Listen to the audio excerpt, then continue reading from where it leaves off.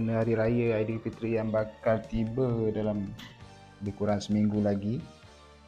Sebagai peminat setia Allahyarham Datuk Seri Haji Arsyad, saya ada menyimpan 2 pucuk kad Hari Raya Aidilfitri yang Allahyarham Datuk Seri Haji Arsyad pernah kirimkan kepada peminat-peminat setianya. Kad Hari Raya tahun 1990, gambar Allahyarham Datuk Seri Haji Arsyad dengan baju Melayu sedondon yang beliau tempah di butik Den Wahab di Wisma Yakin, Jalan Masjid India.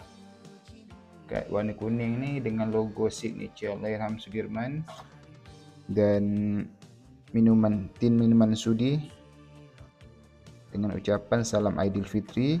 Tidak ada kejayaan tanpa kesungguhan, tidak ada insan yang tidak melakukan kesalahan, dan tidak ada perbuatan yang paling diredai melainkan umat yang saling memaafkan.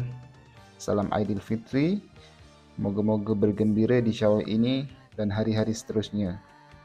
Dan signature Allahyarham tahun 1990 beralamat ni alamat pejabat pertama Allahyarham Sudirman yang Allahyarham Sudirman sewa untuk Sudirman Usaha Dagang Industri, Sudirman Production di UBN Tower tingkat 4, Suite A, 4th floor, UBN Tower, Jalan Piramli 50250, Kuala Lumpur.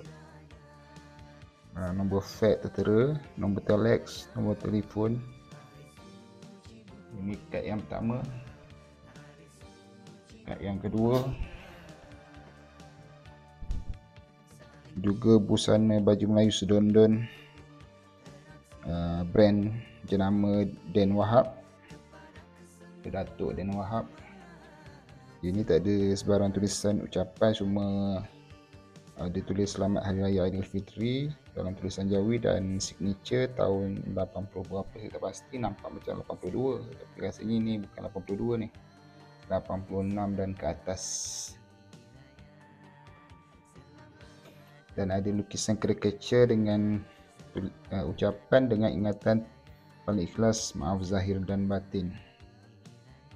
Itu je. Kad dia simple tapi meninggalkan memori terindah buat sesiapa yang pernah menerima kad ucapan Hari Raya Aidilfitri daripada Allahyarham Datuk Sudirman Haji Arsyad. Okey, itu saja review saya pasal kad raya. Kat sini ada juga sampul duit raya. Sampul duit raya sudi. Saya buka cermin ni. Sampul duit raya sudi yang saya telah frame kan. Sekali dengan